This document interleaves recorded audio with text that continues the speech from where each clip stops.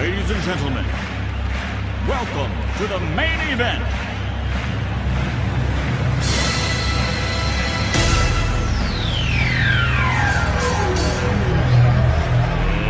Let's get ready to rumble!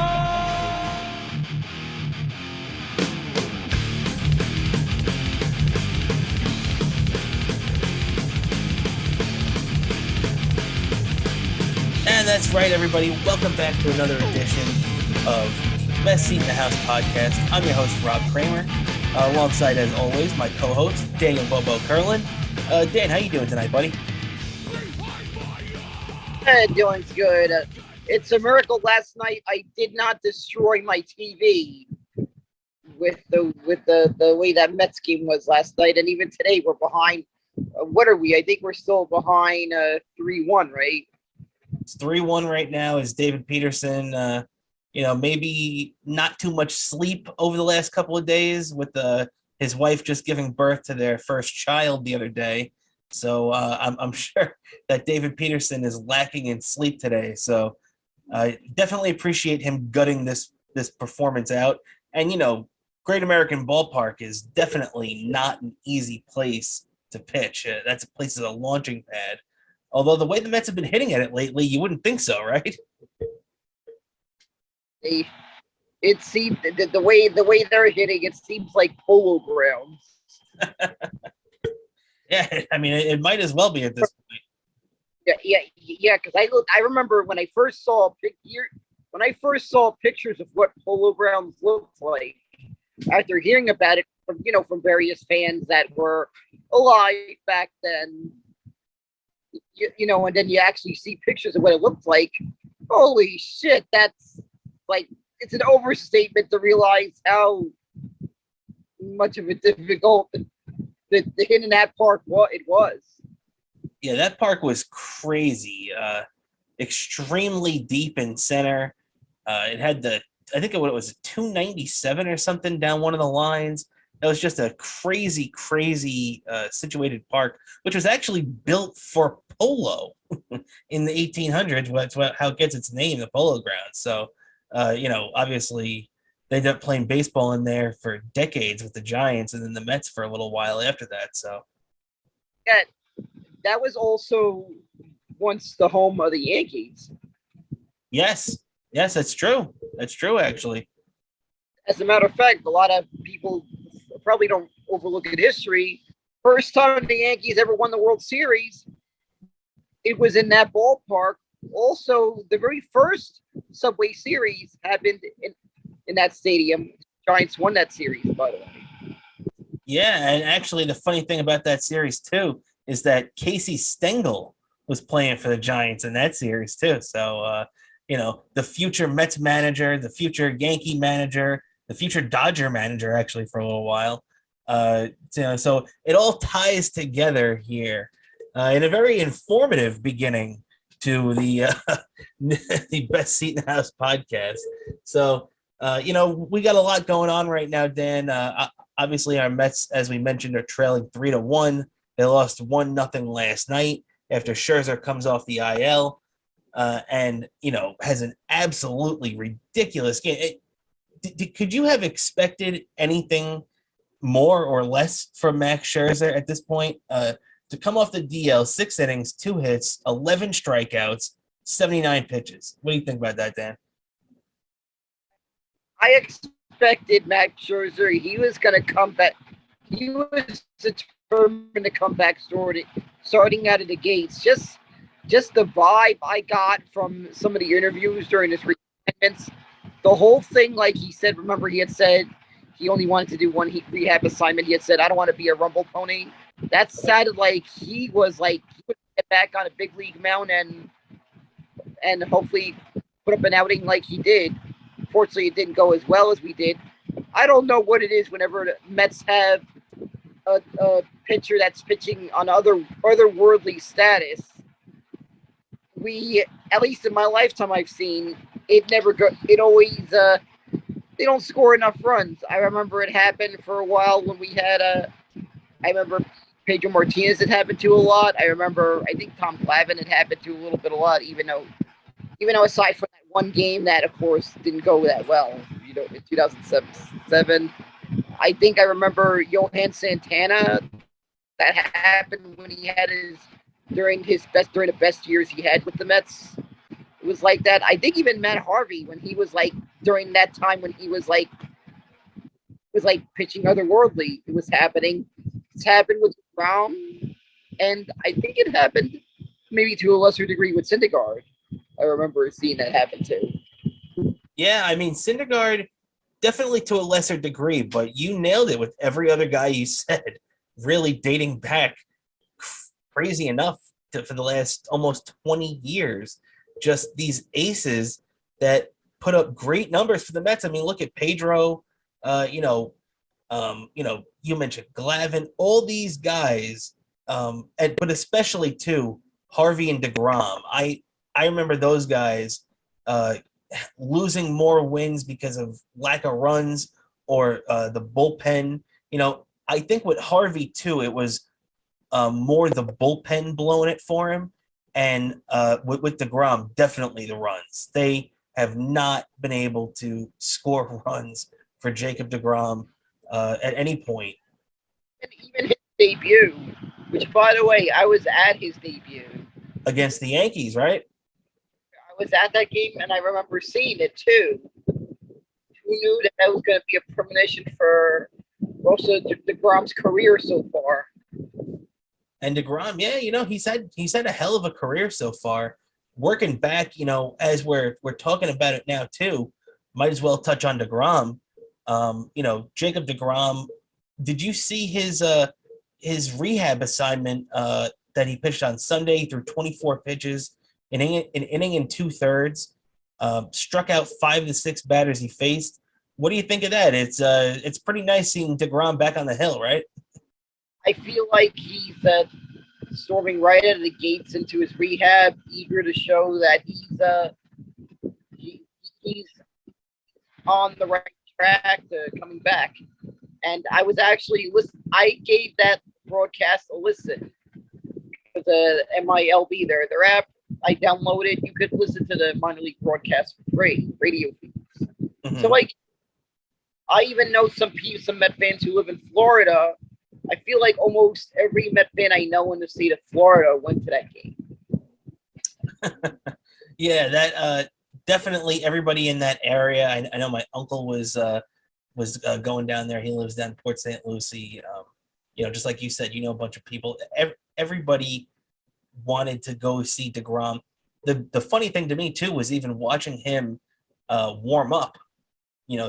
Throw his little side session before he started the game, and you saw pretty much the entire team standing in a single file line right behind him, watching everything Jacob deGrom does. And these are the low A guys too. St. Lucie used to be high A, but they swapped that in Brooklyn when they rearranged the minor leagues a couple of years ago. So St. Lucie is all these really young kids, even younger than they normally would have been at any point being in St. Lucie for rehab the last couple of years. But, these really young kids just being mesmerized by Jacob deGrom was something to see, right? Yeah, that was something to see. And I kind of was surprised. I don't know for sure. Probably they seem the Mets seem now these days seem to like to have a lot of their players rehab in St. Lucie because they want to be sure they can get their reassignments with the less likely to go to rainouts, I guess. Or because St. Lucie, they do have a lot of their top-notch rehab facilities they have there, probably. But I would, if he has to pitch another rehab start, I would love to see him maybe pitch a rehab start in Brooklyn. I'd probably make the trip down there to go there, grab a couple of hot dogs at Nathan's, maybe hit on a couple of amusement park rides, and attend see Jacob deGrom start. That sounds like a hell of a day. Grab a hot dog, take a seat on the Cyclone, and then go see the Cyclones and Jacob deGrom pitch. That's quite a day over there at Coney Island. And but with deGrom, unfortunately, his next start is not going to be in Brooklyn. It's going to also be in Port St. Lucie again for the Single A Mets. It's going to be this Friday, tomorrow, if you're watching this, for us, it's 2 days from now, Friday night, he'll be pitching in also in Port St. Lucie again. They're keeping him on a 5-day schedule, which is pretty good off the bat. Actually, I heard a road start for St. Lucie in Daytona. Oh, it is in Daytona? Okay. Yeah, because I got word from a Met fan I know around the Orlando area that's going to be driving up there for it. Oh, okay. I see. But I thought it was Daytona in Port St. Lucie. But okay, it's Daytona, Jacob deGrom. That's going to be awesome. As I'm sure Daytona is definitely going to sell out that day, no doubt about that.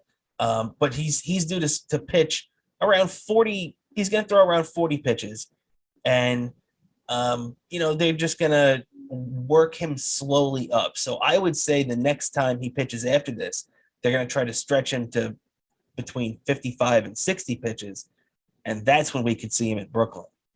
And I think since they're going to try and take it so slowly, they're either going to have him pitch one more time, either at Binghamton or Syracuse after that. So he's at least going to have 3 or 4 starts, Dan, right? What do you think about that? You think he's going to go more than that? I'm probably thinking that's probably going to be about right. Probably be back around around the late July, early August. Yeah, I agree. I could see him coming back as early as that Padres series, I think it is. I think the first team they're playing after the All-Star break is the Padres at Citi Field, followed by those couple of games against the Yankees. I could see him pitching in any of those games, right? What do you think about that?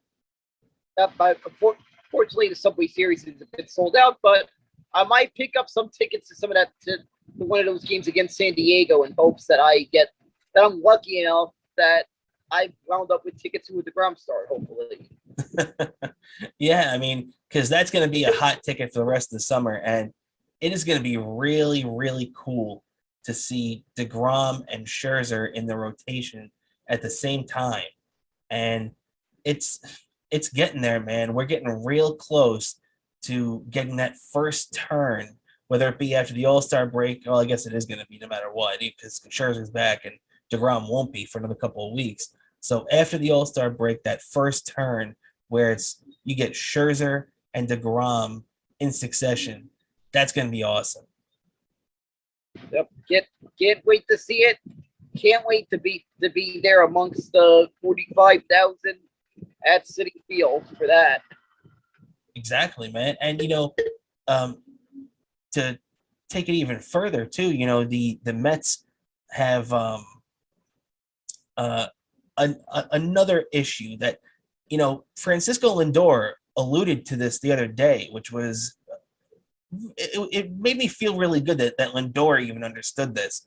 And he's a professional, so I'm sure it really shouldn't surprise me. But the fact that he said this really impressed me when he said that deGrom and Scherzer can't be looked at as saviors. And he said this before the game yesterday when the Mets lost 1-0. He said, he could come back and throw a no-hitter, but if we don't hit and we don't score runs for them, we're either going to lose or tie. And I thought that was pretty funny the way he said that, but it's also true. And it happened last night. It happened the game that Scherzer came back. He threw a gem, everything you'd want from the guy, and they just didn't hit. They didn't get a guy to second base all night. I was like scratching my head that game when I saw after I turned off the TV and then started and I went to sleep. I was scratching my head after seeing that one. And I feel we need to get another bat, and maybe I need to offer Jabu a different brand of rum. Yeah, I definitely agree with that. Maybe switch to the Malibu for Mr. Jabu, because the Mets definitely need to change something right now. And offensively speaking, as we were talking here just a couple of minutes ago, Dom Smith ripped a double to the opposite field. His bat has looked real good since coming back from the minor leagues. I have faith in Dom Smith. I like him a lot. It confuses me when he goes through these stretches where he's not hitting, because as we see when he went down to the minors and since he comes up, this guy he's a hitter. He's a born hitter. So what do you think, Dan? Are you willing to sit back and let Dominic Smith try to grab this DH job and, part-time first baseman job, but by the neck and be that hitter? Or do you think the Mets need to go out and get some protection at the trade deadline, or hopefully before that, and bring in some reinforcements? I think everything is going to be determined now until the trade deadline is going to determine Dominic Smith's performance between now and then. That's going to determine what direction we're going to go in. Yeah, you're totally right. And what about J.D. Davis too? Because, man, I was such a big J.D. Davis fan a couple of years ago, and I don't know why he does not look nearly as dangerous as he once did in his career, right? Yeah, I don't know. J.D. Davis, his bat looks a bit slower than I remember in 2009 and even maybe 2020 and 21. Just looks slower. Yeah, I mean, and his bat speed is slower. This is a guy too. Let's not forget, J.D. Davis came over from the Astros in January 2019, and that 2019 season he played in 140 games, hit 20 plus home runs, and hit 307. He had a phenomenal year. And obviously the 2020 year was weird, and he battled injuries, and he battled injuries last year too, and some inconsistency. But this year he's gotten a pretty decent shake at it, and he's been healthy, and he just has not delivered in any consistent manner. And it's just disappointing because I like JD a lot. Yeah, I kind of agree. It's kind of looking disappointment, and maybe we need to look elsewhere there. Yeah, now, see, that is where the chemistry comes into play, because I was just going to say, well, if J.D. Davis and potentially even Dominic Smith are not the answer at the DH position, at least, with a DH spot in the lineup, who is? Who do you have at the top of your wish board right now for guys that the Mets could pick up realistically at the trade deadline or close to it? Realistically, Nelson Cruz, and this is something we probably wouldn't be talking about a couple of years ago, but now that there's a DH in the NL, it changes the whole thing about player acquisitions now in this team. So I think probably Nelson Cruz could be a good fit. Yeah, I mean, I would definitely go after Nelson Cruz. I don't know if he's necessarily a difference maker at this point, but he's definitely a nice bat to have in a big spot off the bench, pinch hitting, just to have that power available and that right-handed pop. Definitely like that.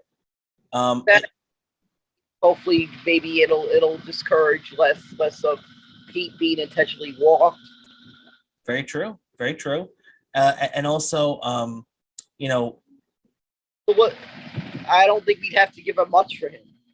see, that's a big thing for Nelson Cruz. I could not agree with you more. Nelson Cruz, you definitely, for a 41-year-old guy who's had subpar production this year, but he's still been decent.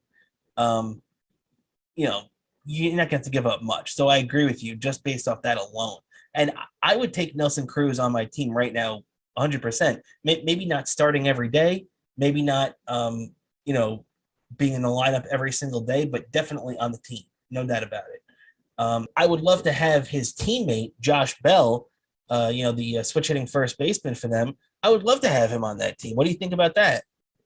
I think that could be a great DH also. Yeah, no doubt about that. Is there anybody else that jumps off the page to you? Oh, also, it's not really more of a trade, but Mark Vientos in the AAA, he's been hit over in AAA. Vientos, I would love to see that. Yeah, he's probably. I feel like the way he's hitting, it's like He's almost just by his play alone, he's earning a call-up. He's one of those that probably fly under the radar, but the way he's hitting, you kind of have to pull him up. I agree. Why not give the kid a shot? He, especially with the DH spot, like you mentioned, that changes the entire complexion of every roster move that you want to make, whether it be a trade or a call-up. Even, Francisco Alvarez has a shot to make the team this year, mainly because of the DH.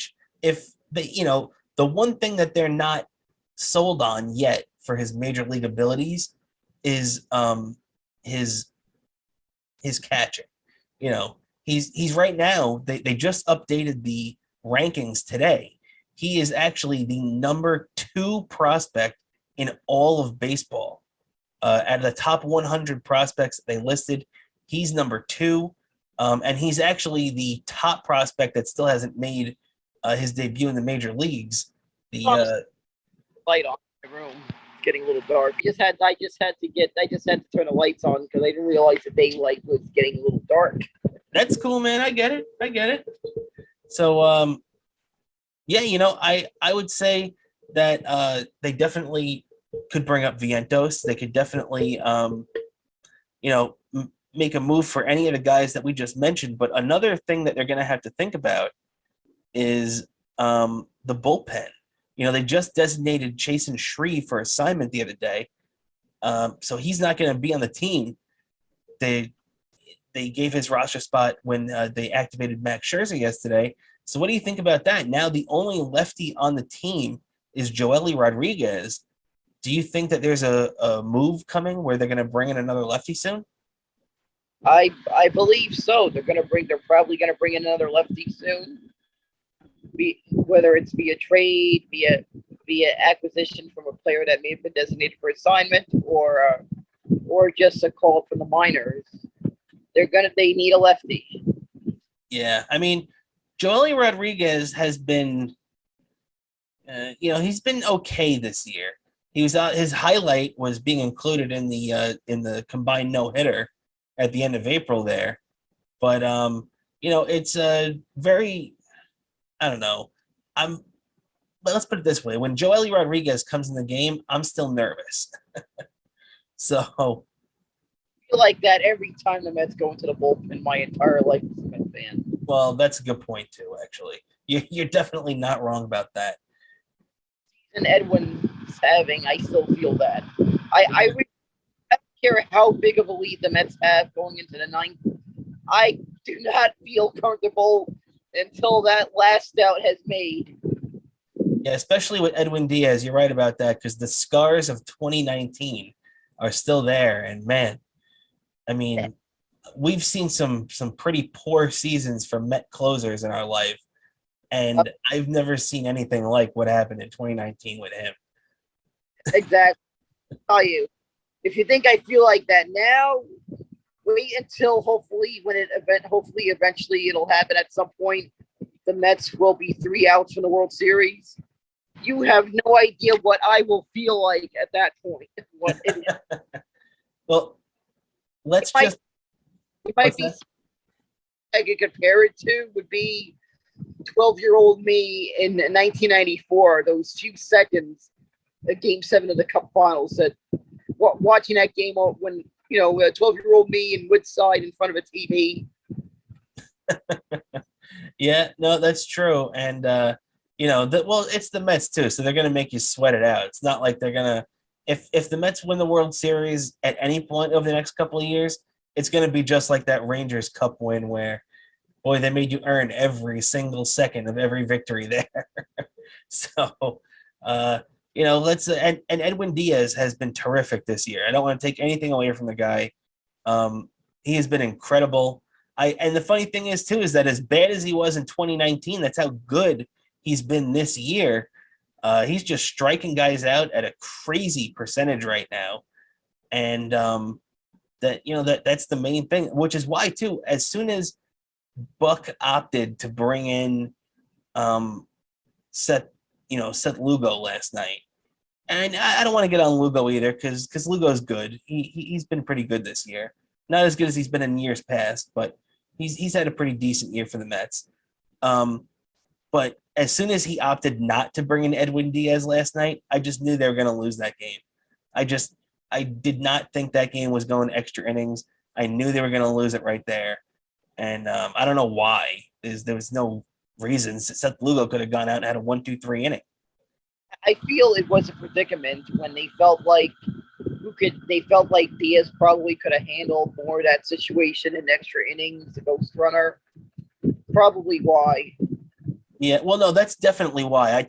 I totally agree with that strategy, by the way, too, because that makes total sense. Gary Cohen even mentioned that last night before, when both of them were warming up to come in the game, to see if the Mets had a lead or not.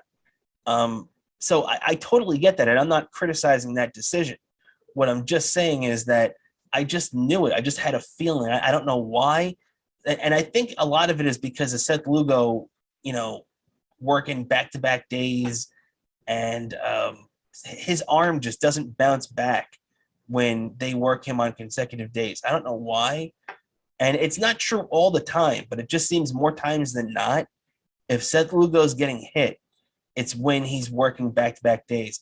And they said that Adam Ottavino was not available last night. So I totally understand that the guy you're going to go to in that situation is Seth Lugo. I mean, he closed the game the night before on the 4th of July and had a really good, easy ninth inning to get the save because Diaz had worked 3 of the 4 previous days. But as soon as I had heard that Lugo was coming in, I just had a bad feeling. And I hope everything's okay with Ottavino. I don't know why he was unavailable yesterday too. Did you hear anything about that, Dan? I didn't hear about it too, and I'm always, whenever I hear things, I mean, I'm constantly, especially with the show, always looking at the stuff via the SNY Twitter page. Mm-hmm. Usually, it's always one of my great things to get over all the New York sports news, various Mets blogs, and some of the various reporters that are around the team I check out. I even check out some of the stuff going on with the Mets prospects. Oh yeah, and they have a lot of good content for the Mets prospects and everything like that, which is actually where I saw that Francisco Alvarez ranking thing today. Yep, and Alvarez is another player that I'll be able to say that I saw him come up through the minors when he was on the Cyclones. It's happened with a couple of guys. I got to see Pete Alonso when he was on the Cyclones. Yeah, exactly. And as I got to see him when he was playing, because by luck I happened to be on a vacation in Wisconsin. I saw the Mets on the road in Milwaukee. I happened to see Pete Alonso play collegiate summer ball in Madison, Wisconsin. He was playing in a collegiate summer league. You know how they do those collegiate summer leagues? Yeah. I saw him play collegiate summer ball in Madison, Wisconsin, by luck. That's awesome, man. I didn't know that. How did you even know how to look for that there? Well, I waited a couple of years. I don't know why. I figured a certain amount of years from that time I went to 2000. I figured 2019 would be a good time to look through that program to see who may have ended up in the major leagues. So I saw, and bear in mind, back then he went by Peter Alonso. I noticed I saw there Peter Alonso. At the time, he was in college, University of Florida. I forgot. Did I get it right? The one that's the Florida Gators. I get my colleges mixed up. Yeah, you got it, bro. Yep, the University of Florida, Gainesville. Yep, exactly. Well, said that back then, so I knew it was definitely Pete Alonso when it said University of Florida, because as you know, that's where he went. Coincidence enough, their colors are orange and blue. Very true. Very true. Pete Alonso's been wearing orange and blue for a while now. Not only that did he play collegiate summer bowl there. A year or two ago, that same team was selling bobbleheads that they were going to give away in 2020 online.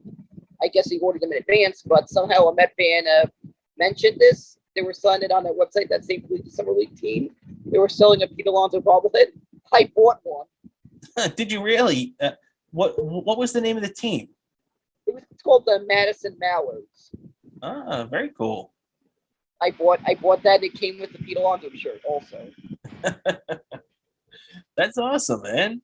Yeah, I mean, hey, just to be able to say that you saw Pete Alonso play collegiate summer ball is pretty freaking cool. I mean, not many Met fans even knew who Pete Alonso was. I mean, I remember hearing when the Mets drafted him in the second round. I believe it's in 2016, but I had no idea who he was before that.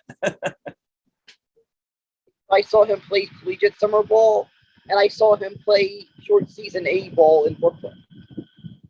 Wow, man. Yeah, there you go. You saw the whole development of Pete Alonso from a kid still in college playing summer ball to hitting 53 home runs in the majors. And now, still leading the National League. Or, well, actually, Schwarber, he led the league most of the year. But yeah, the Major League, I got to see all that in front of my eyes. And as a matter of fact, that stadium's an interesting stadium, by the way. How do I say? Instead of having like all those corridors surrounding the stands, like it felt more like a park than it did a stadium. Wow, very cool. Very cool. I mean, I'm sure it wasn't very big, right? How many people did it fit in the stands? I don't remember. I just remember the seats were, and I might have to look at my pictures again from when I went there. The seats seemed like it was all metal bleachers, and surrounding that area was where all the concession stands were. It was like an open space, a big open space. We had their store was just a building. Even their clubhouse and their locker room was in a separate building. Wow, that's very interesting. You always hear about the Cape Cod League and stuff like that over here on the East Coast, but you don't really hear about stuff like that out west. That's pretty cool. If I remember correctly. Wow, very nice, man. So here in the Tri-State area, I think there's a collegiate summer league in the Hamptons as well. Yeah, I think you're right. I think you are right. And actually, as we've been talking here, the game's been going on, and David Peterson has been pulled from the Met game as Mets now trail 3-2.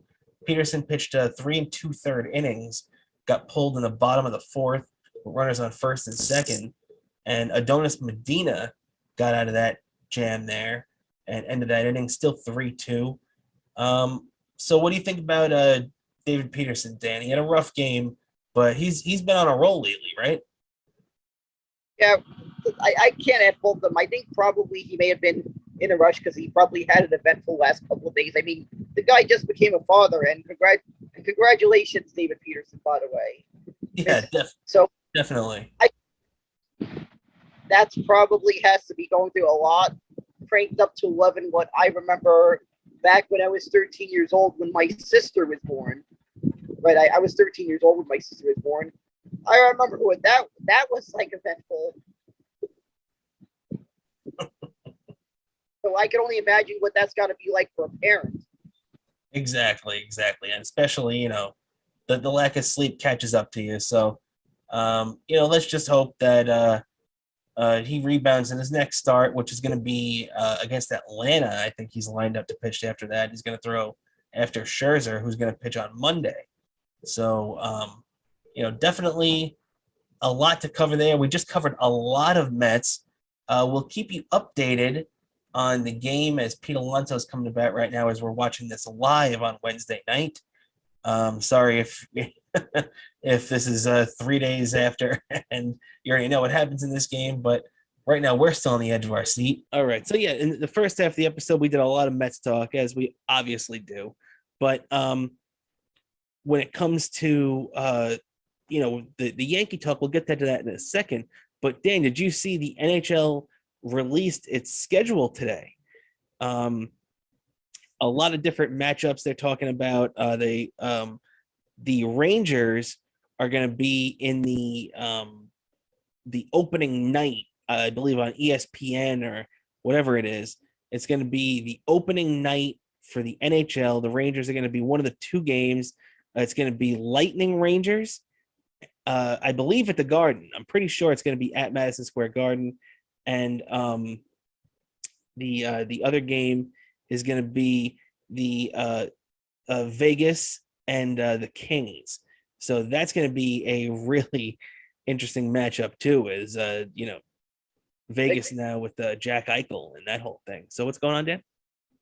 Unfortunately, we don't get to start the season with Sam Rosen in the booth. We gotta wait to the next game to get our first taste of Sam Rosen.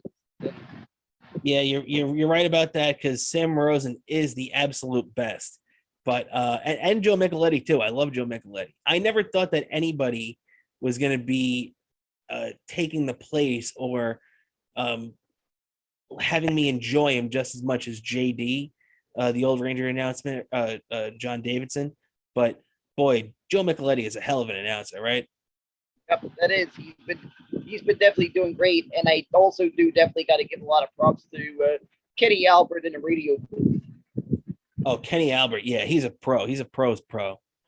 And I just double checked. The Rangers and Lightning opening night game is at Madison Square Garden, so that is going to be really cool, right? Yep, it is. It's going to be really cool. Also, I noticed something a bit unique. I noticed January 1st. Apparently, in the past, the Winter Classic has been the only game happening on New Year's Day. Mm-hmm. But apparently, the Rangers have a game scheduled at 5 o'clock p.m. against the Florida Panthers. I forget if that's in Florida or New York, but it's on New Year's Day. So that's the first time I'm seeing something like that. And I didn't have to completely look at the schedule. Are we doing the day after day? All right, yeah, and as you were saying, Dan, before, so we just looked it up, and the Rangers are actually not playing after Thanksgiving this year for the first time in the last couple of years. It had become a tradition the first couple of years against Philly, the last couple of years against Boston, and that's not the case this year. So they're not doing it. What do you think about that, Dan? That's a shame. I always look forward to that, watching that and eating some leftovers in my living room as I'm watching that game. Also, the NHL, Gary Bettman got the Winter Classic matchup wrong. That matchup should have been, I don't know what's their fascination with the Penguins, but with outdoor games, but that matchup, it was perfect for an original 6 outdoor matchup. Rangers, Bruins, Fenway Park. It would have been a matchup that, as a Rangers fan, I feel I would have had to have made the trip to Boston on New Year's Day. That would have been awesome. That would have been a great place to be, as that had been the tradition the last couple of years. But from what it looks to me is that the Rangers are actually going to be on a West Coast swing that around that time. They're going to be in Edmonton and Anaheim, I saw. So even though it stinks that, we're not going to get Rangers Bruins this year because of that again, or even just any Rangers day after Thanksgiving game, it's because they're going to be on a West Coast swing. So unfortunately, that is the case. But just like you said, Dan, too, very, very interesting call of having the Rangers play Florida on New Year's Day at 5 p.m. I mean, personally, I like it because it brings, it's something else to watch on New Year's Day.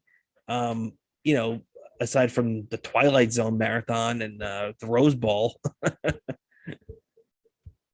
this is the first time I've seen them do an additional game, because usually the on a New Year's Day, that's usually reserved for the Winter Classic. It's usually the only game going on that day. Yeah, you're right. It's usually the only game. It's like a solo act. It's the only thing. It's the featured game of that day. But unfortunately, for that for the Winter Classic this year and that team's fans, the NHL, I think, and this is good for us Ranger fans too, because they're gonna start showing the Rangers a lot more, in a national spotlight. But I think the NHL sees this team now as a potential becoming the face of the league type team, especially with how young they are. If you get Alexi Lafreniere to start playing like a franchise player, like a number one guy, and he's still young. I totally get that it took him time to develop, but if he turns into anything close to the player that we're told that he was going to be, the Rangers are going to be, one of the top teams in hockey. That they already are now too, and yeah. After that season we had last year, I feel like this team has taken. Hopefully, will take that next step forward, and it could be a championship contender. No doubt about it, man. And they got a lot of tweaks this year or this summer. I'm sorry, to make on this roster. A lot of decisions to be made, and we'll definitely be getting that into future weeks. No doubt about it, as there's a lot to cover with the Rangers. They have Chris Drury has a long list of situations he has to take care of, going from Georgiev and trading him most likely, or just letting him walk for nothing, and getting a lot of these contracts signed for guys who are restricted free agents, or not even the restricted free agents, the unrestricted free agents. So there's a whole bunch of decision making to go on with the Rangers, and a lot to talk about. But we'll get into that in the future. In the meantime, though, the Yankees have been playing the Pittsburgh Pirates the last couple of days, as they really take their level of competition to the next level, right, Dan? Yeah, well, as a Met fan, I can say we've experienced kind of things like these. Those teams that are out of contention after 2 months, after the first 3 months of the season, tend to be the most challenging opponents, I feel like, for some reason. Yeah, I mean, we found out that from the Marlins in 2007 and 2008, where both years a sweep would have gotten the Mets into the playoffs, and unfortunately, they could barely pull off a win thanks to John Maine and Johan Santana in consecutive years. But the thing about playing bad teams now, though, is that sometimes you play down to them, and the Yankees are in that little spiral right now where Aaron Judge has kind of slowed down just a bit. He's still far and away statistically the best player in baseball this year.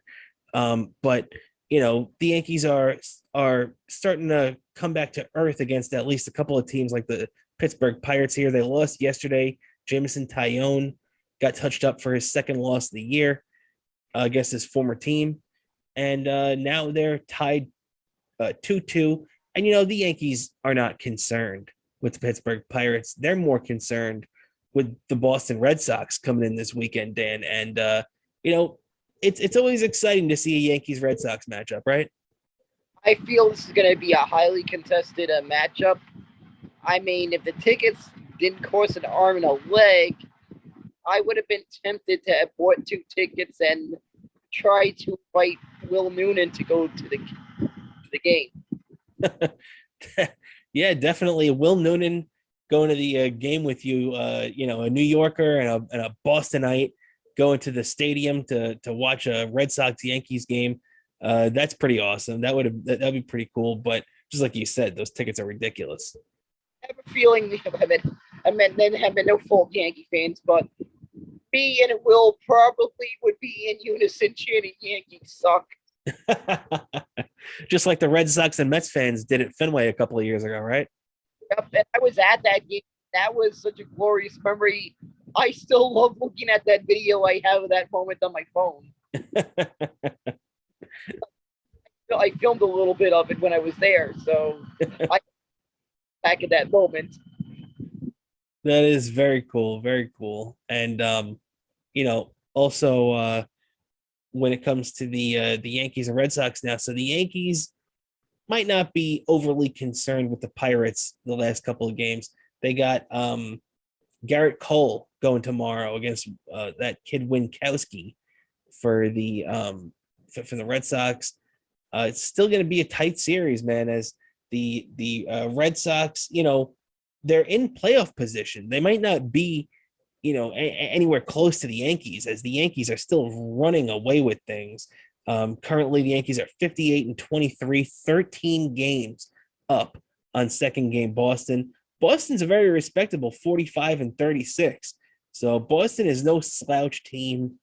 Playoff position, and sometimes you got to remember all bets are off there in the playoffs. Yeah, exactly. You can throw all those regular season wins out the window because the only thing that matters is getting it done in the postseason. And nobody knows that better than the Yankees and Yankee fans. I mean, for them, it's championship or bust. Get that chance to win it, you got to be in it. And if you're in the playoffs, you pretty much anything can happen. No doubt about it, man. No doubt about it. As we've seen many times in the past, I mean, who would have thought a couple of years ago, as good a team as they are, seeing the Tampa Bay Rays mow through the Yankees and go all the way to the World Series was pretty incredible. A couple of years with the Washington Nationals, last year with the Atlanta Braves winning a World Series. The Braves were one of the worst regular season teams of the playoff contenders last year, and for them to blow past everybody and win the World Series, especially beating the teams they did, just incredible. I remember that World Series. I just had a guess that Houston was going to win that, and I surprisingly I was wrong. Yeah, unfortunately, and same thing. Houston let us down a bunch of times too, as Houston let Met fans down in 2019, not being able to seal the deal in 7 against the Washington Nationals, and then the same thing last year against the Braves. Exactly. So, but yeah, hopefully this year, hopefully us. Yeah, let's hope it continues with National League East teams defeating the Houston Astros in the World Series this year, right? Because I think the Mets have beat the Astros in a pretty famous playoff series 1 year before. Am I correct on that, Dan? Yep, exactly. You go back to when the Astros were in the National League, the 1986 16-inning game, had people on the edge of their seat, and you look at the footage. If you could find the footage from this highlight film online that was done back in, I think, around '86 was the old highlight film. I actually have the VHS, by the way. I saved this VHS that I had transferred to the DVD to watch it on that'll play on PlayStation and Blu-ray players. Yeah. But the highlight film, and you see footage of Met fans. They didn't want to come home from work because they did not want to miss this game. They were standing wherever they could find. I guess back then you'd find a lot of stores that had TVs, selling TVs. They had displayed whatever, they would show the TV working so you could see what the picture, what it looks like. And all those TV, anywhere there was a TV in the city, they were tuned to the game, or they had their radios. Well, that's true. Everybody at work was glued to the TV. And as a matter of fact, I was born on that day, October 15th, 1986. Mother was probably giving birth, making sure that the doctors had the radio on.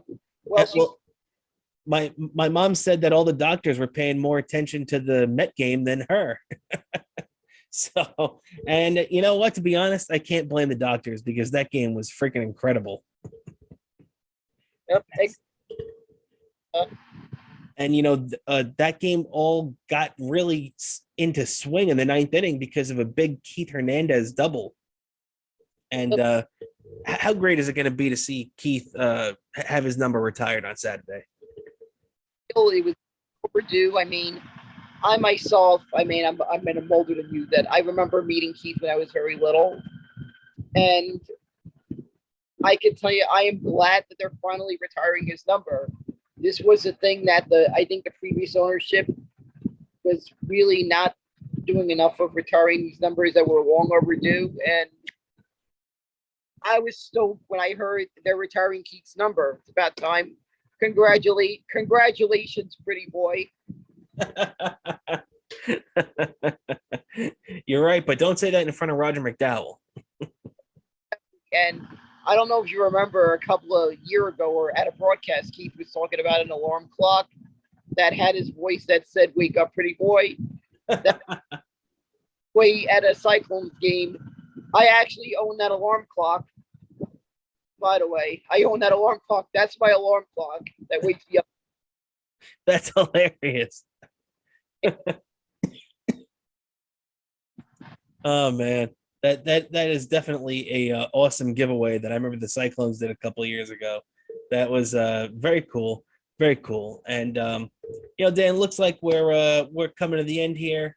We got a lot to get into in the next couple of weeks. Hopefully, we got a guest on deck. We're going to be doing your little mugshot presentation, right? And for All-Star Week, right?